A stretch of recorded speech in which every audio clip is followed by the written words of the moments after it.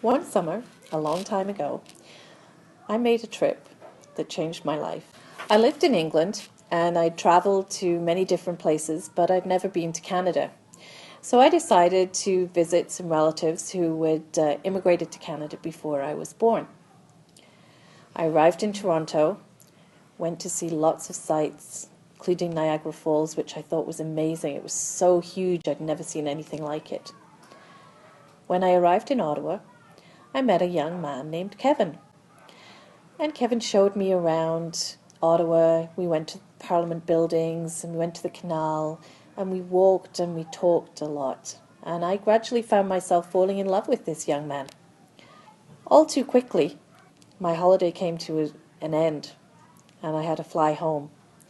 But Kevin asked me to marry him and I said yes.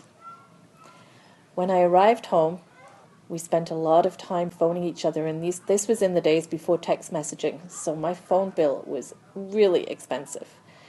And we wrote to each other several times a week, and I still have those letters, and sometimes I'll take them out and reread them. In December, on New Year's Eve, Kevin and I were married, and we got married in England. I wore a short-sleeved wedding dress, and we had our photographs taken outside, which probably wouldn't have been able to do in Canada. In January, I said goodbye to my family and my friends, and I flew to Canada.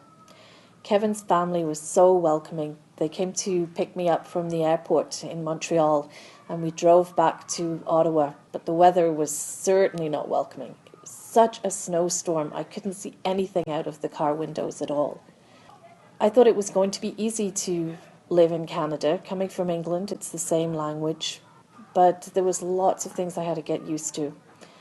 I had to get used to the weather, the cold winters, driving on the other side of the road. Even the food was different. I'd never eaten Kraft Dinner or Cheese Whiz before I came to Canada. But I've had my son and he was born in Canada, and now I really feel that Canada is my home.